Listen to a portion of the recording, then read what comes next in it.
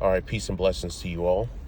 First of all, I'd like to start by giving all praise and glory to the Most High God, Yahweh, through His only begotten Son, by way of the Holy Spirit, and double honors to the apostles and elders who taught me this truth. Salutations to the elect, which are the 144,000, the governing body of the future kingdom of heaven. And welcome to the Tabernacle of Israel, a gathering place for the lost sheep of the house of Israel. Now, it's only appropriate that I begin with a topic that I like to call the doom of Babylon, which is the ultimate and inevitable destruction of the most powerful nation that the world has ever known. Without further ado, I'm going to start with the book of Isaiah, chapter 47, verse 1, and it reads, "Come down and sit in the dust, O virgin daughter of Babylon. Sit on the ground, there is no throne, O daughter of the Chaldeans, for thou shalt no more be called tender and delicate." So it says, come down and sit in the dust. When you're sitting in the dust, you're in a low place. You're in a very low place. O virgin daughter of Babylon. So this is not Babylon.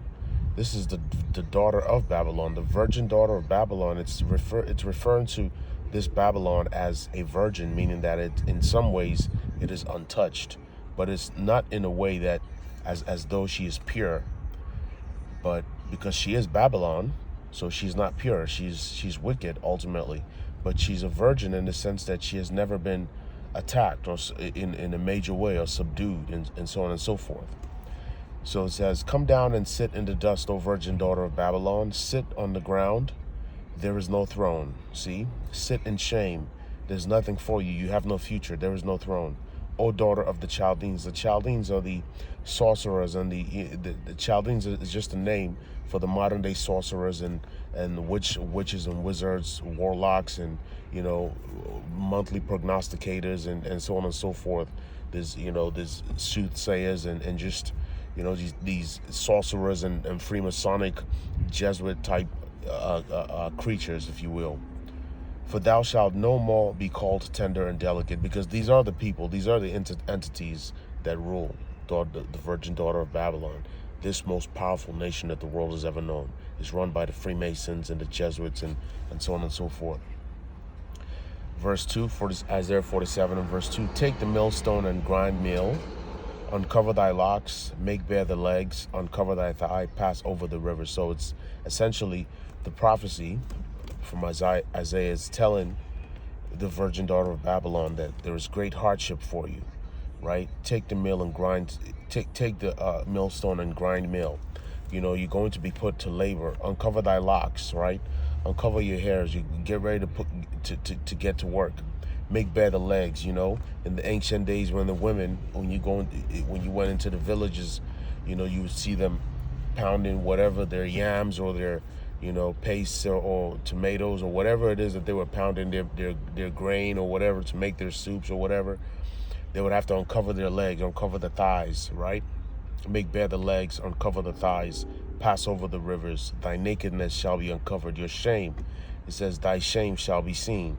I will take vengeance and I will not meet thee as a man. So why does it say, obviously I will take vengeance is exactly what it says, but I will not meet thee as a man. This means that, he's not coming, the Messiah is not coming back as he was before, as a man who could be taken out in a carnal sense. He's coming in his spiritual and in his angelic form, with his host of angels, with his host of armies, against this nation, daughter of Babylon.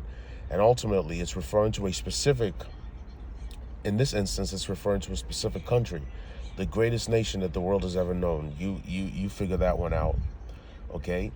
Verse 4, as for our Redeemer, the Lord of hosts is his name, the Holy One of Israel. So the Holy One of Israel, he is the God of Abraham, Isaac, and Jacob. Jacob's name was changed to Israel. His son is the line of Judah, who also, the scripture says that he descended from Judah, roughly paraphrasing, that he came from the line of Judah. So he is from that seed. He was born through intercourse, and there are verses in the scriptures to prove that. But he is the Son of God. He's the only begotten Son of God, and he's coming back to make war with this nation Edom, you know. And so, as for our Redeemer, the Lord of hosts is his name, the Lord of armies, the Holy One of Israel. Sit thou silent and get thee into darkness is what it's saying to the daughter of Babylon to do. Sit down silent and get thee into darkness, O daughter of the Chaldeans, for thou shalt no more be called the Lady of Kingdoms. This nation is called the Lady of Kingdoms.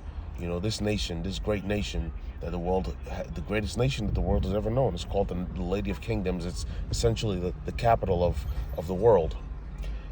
Verse 6, I was wroth with my people. His people are the Israelites, the ancient biblical Israelites, who are in today's world, the Latinos, the Negroes, Latinos, and Native Americans, you know, who are melanated people and were God's chosen people who spoke Hebrew, even, you know, upon their arrival. And even though some of them, the tribe of Gad, and obviously the tribe of Issachar, who are the Mexicans, the tribe of Gad, who are the so-called Native Americans, they were here. And they spoke Hebrew. If you've heard of the Los Lunas stone in New Mexico, I forget the other name that it's called. The Decalogue stone is what it's called also. Hebrew inscriptions, you know, because these people, before they were Mayans, Aztecs, or whatsoever have you, they were Hebrews. They had lost their identity even when they became Mayans and Aztecs and started sacrificing their children to gods and so on and so forth. And obviously, you know, the Lord came and did what he had to do, which is what he does to the nation of Israel every time they go into idolatry, human sacrifice and witchcraft and all sorts of things. He sends them into slavery and he uses the other nations to punish them, right? Because the other nations, specifically, you know, the nation of Edom, or who today call themselves the Romans, are, you know, his weapon, his sword that he uses to chastise and to get his people back into line. His people, who are the Latinos, the Negroes, Latinos, and Native Americans. Okay. I was wroth with my people.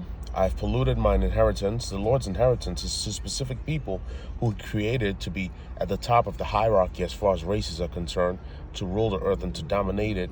He put them in subjection under this nation, you know, as slaves under this nation. I was wroth with my people. I have polluted my inheritance and given them into thine hand.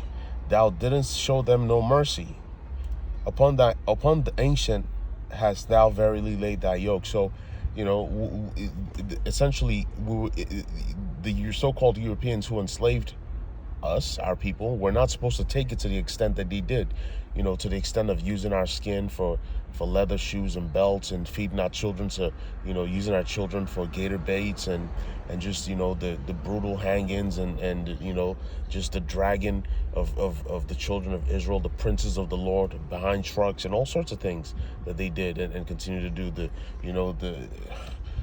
Let's not go down that road. Okay. Isaiah 47:7, and thou sayest, I shall be a lady forever. So, you know, when you talk to a lot of so-called proud, you know, the proudest people in the world who are of this nation, you know, that the scriptures is talking about, this greatest nation that the world has ever known, America, A.K.A, you know, the daughter of Babylon, or Babylon the Great.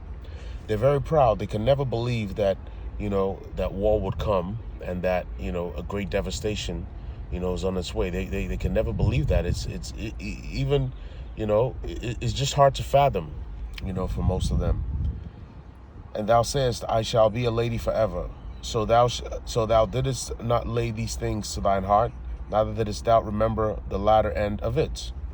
Right? You didn't think, because obviously the elites, you know, knew who they were coming to get when they went into the West African regions, and even while they were enslaving the Gadites, who are the Native Americans who were on this land, and as well as the so-called Latinos, who the Spaniards and so on and so forth conquered as well. They knew that these people spoke Hebrew, so that they had to be the children of Israel, and they didn't consider the consequences of what the Egyptians, you know, had done to the children of Israel, the consequences that the Egyptians faced for what they had done to the children of Israel. Because this is Egypt again. This is a modern day Egypt. That land, that ancient land, was never called Egypt in that day. The word Egypt is a Greek word that means bondage or captivity, but in Hebrew It's Mizraim, between a rock and a hard place. That land, those people never really, they didn't call themselves Egyptians in those times, right? It was the Greeks that named that land Egypt. So this is Egypt again. We are in Egypt because the Lord in the book of Deuteronomy, after he brought us out of our line of captivity, out of Egypt, he told us that if we did not listen to his laws, statutes, and commandments that he was given to us, that he would send us back into Egypt, and he did.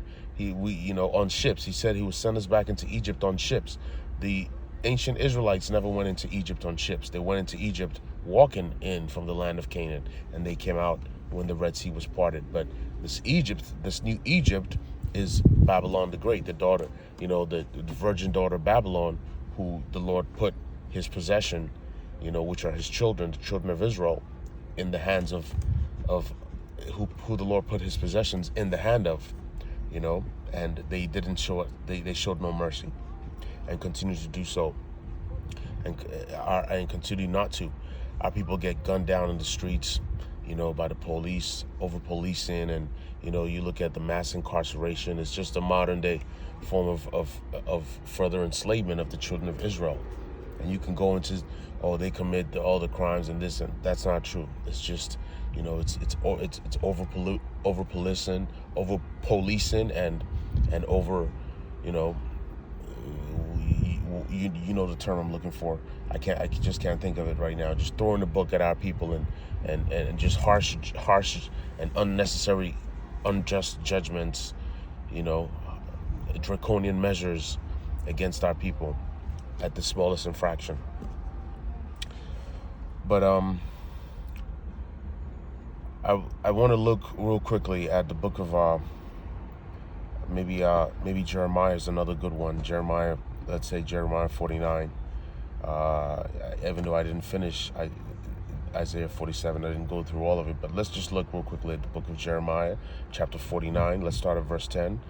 But I have made Esau bare, because Esau is going to be the ruler of this modern day Babylon, this daughter of Babylon, because the scripture tells us that Esau is the end of the world, and Jacob is the beginning of it that followeth, in the book of Ezra's. The second Ezra is the book that was taken out by the Protestants, and so it's the other 14 books, which when added to the 66 that most people are familiar with, completes the scriptures, right? And so, which makes it a total of 80 books. And so, the scriptures is really the main characters are Jacob and Esau. In case you didn't know that, the two main characters are Jacob and Esau. So Jeremiah 49 and 10, it says, "But I have made Esau bare, and I have uncovered his secret places, and he shall not be able to hide himself.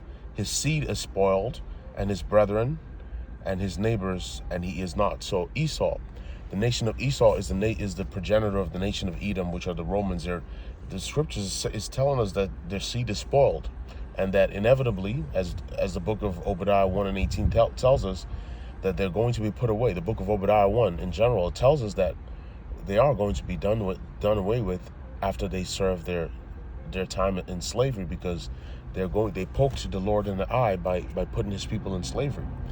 And so they're going to have double, as the scripture says, to reward them double, what they have done. So they are going, the Romans, who today call themselves the Europeans, who are the seed of Edom, based on their father's line. It's not about skin color. It's based on what the seed of your father. There are people who are from the seed of Esau or Edom, who today may look, almost like a black person, but because maybe the father has mixed with different races, with black people over time, and so on and so forth. But it's based on the seed of your father, as the book of Numbers tells us. It's based on the seed of your father. And so they are going into captivity, for 1,000 years. But Jeremiah chapter 49, verse 10, "But I have made Esau bare, and I have uncovered his secret places, and he shall not be able to hide himself. His seed is spoiled, and his brethren, and his neighbor, and he is not. Leave thy fatherless children. I will preserve them alive, and let thy widows trust in me." He's telling this to Esau. "For thus saith the Lord, behold, they whose judgment was not to drink of the cup have assuredly drunken, and And art thou he that shall altogether go unpunished? Thou shalt not go unpunished, but thou shalt surely drink of it. You see, a lot of so-called white people or the so-called Europeans, they scoff a lot, and they mock and they taunt, us for the things that we've gone through and we've had to endure for our slavery. They continue to call us names, boy, and this and that, the N-word, the hard R, and they continue to harass us and throw it in our face. But little do they know that their time is coming. This is the end of their rulership, pursuant to the book of Daniel, with the Daniel prophecy that tells us the succession of all the kingdoms that will come before the Messiah comes and sets up his kingdom, and that the Roman kingdom will be the very last kingdom before the Messiah comes, and that the Roman kingdom would split into 10 different kingdoms, which has already happened. And you can see the conflagration, that the book of Ezekiel chapter 38 tells us, as far as, the gathering for the valley of Jehoshaphat. All the nations are moving, choosing their allies with the Russians, with, Gog and Magog, and the Persians, who are the Iranians, and they're all divided, and it's the stage is being set. So they are going to be punished, essentially. For thus saith the Lord, behold, they whose judgment was not to drink of the cup have assuredly drunken. And art thou he that shall altogether go unpunished? Thou shalt not go unpunished, but thou shalt surely drink of it. For I have sworn by myself, saith the Lord, that Bozrah shall become a desolation, a reproach, a waste. Bozrah is the capital of Edom. It was the ancient capital of Edom, and today it's Bozrah. You can say that America is Bozrah. It's the capital of Edom, of the Roman Empire. The Edomites are the Romans, so it's speaking in a way that only a certain people, the prophets of the Lord, the chosen, those who are called and those who are chosen will understand, especially the elect, which I gave, which I paid respect to at the beginning of this, because this is really for the elect to understand. Bozrah is the capital, is the capital of this ancient, is the Babylon, the daughter of Babylon, this virgin daughter of Babylon is being referred to as Bozrah because it is the capital of Edom. This is all about Edom. For I have sworn by myself, saith the Lord, that Bozrah shall become a desolation, a reproach, a waste, and a curse, and all the cities thereof shall be perpetual waste. I have heard a rumor from the Lord, and an ambassador is sent unto the heathen, saying, gather ye together and come against her, and rise up to battle. So the war, as we speak these prophecies, the Lord is working, as we speak, because we are gods also. 1 John 3:2. Beloved, now are we the sons of God, and it does not yet appear what we shall be, but we know that when he shall appear, we shall be like him, for we shall see him as he is. Right? We shall see him as he is. That seeing him as he is means being able to experience him as he is, being just like him, because that's what he's going to give. We're co-heirs and co-princes with the Lord, and he's going to share his spiritual powers and his dominion with the elect, which are the 144,000, 12,000 from each of the tribes, as well as with just the general Israelites. We're princes of the Lord, whether or not we are princes and princesses of the Lord, whether or not we're part of the actual 144,000, which are the elect. Right? Verse 12, Isaiah 49:12. For thus said the Lord, behold, whose judgment was not to drink of the cup, have assuredly drunken. And art thou he that shall altogether go unpunished? Thou shalt not go unpunished, but thou shalt surely drink of it. For I have sworn by myself, saith the Lord, that Bozrah again is America, or the virgin daughter of Babylon, the capital city of Edom, which would be in these times. Bozrah shall become a desolation, a reproach, a waste, and a curse, and all the cities thereof shall be a perpetual waste. I have heard a rumor from the Lord, and an ambassador is sent among the heathen, saying, gather ye together and come against her, and rise up to battle. For lo, I will make thee small among the heathen, and despised among men. Right? The Edomites, which are the Romans, the Europeans, are very much despised nowadays.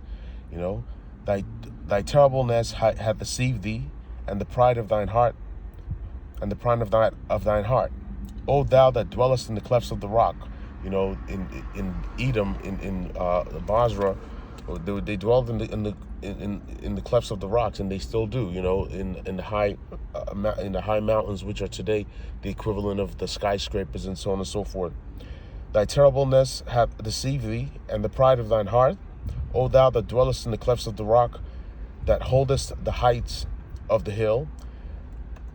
Though thou shouldest make thy nest as high as the eagle, I will bring thee down from thence, saith the Lord. So they like to go up in the sky and do this and do that, claim that they went up into space and went up into the moon, which you can't go up into the space but there's a certain barrier that you absolutely cannot pass, which is just the firmament. There's several levels to the heavens. Okay. Thy terribleness hath deceived thee, and the pride of thine heart, O thou that dwellest in the clefts of the rock, that holdest the height of the hill. Though thou shouldest make thy nest as high as the eagle, I will bring thee down from thence, saith the Lord. Also Edom shall be a desolation. Edom is the capital city of the whole of all the Edomites, all the European nations. When it says Edom, but when it says Basra specifically, it's speaking of the capital, the capital of the Edomites, which would be America. Edom in general is all the other European cities, including America also. Also Edom shall be a desolation. Every one that goeth by it shall be astonished, and shall hiss at all the plagues thereof, as in the overthrow of Sodom and Gomorrah, because this is Sodom and Gomorrah, and the neighbor cities thereof, saith the Lord. No man shall abide there, neither shall a son of man dwell in it. So the Lord is going to make this place a desert, where only the foul, the unclean birds, and the owls, and just the Komodo dragons, and those types of creatures are going to dwell here after the Lord has made it a wasteland, because it's an exceedingly sinful land. It's going to be an example of what not to do to anger the Lord. But there's so many verses so many other verses, scriptures, and so on and so forth that I lined up, but I just kind of wanted to make this one short. We're going to revisit it again and again, and we're going to go obviously into other topics as well.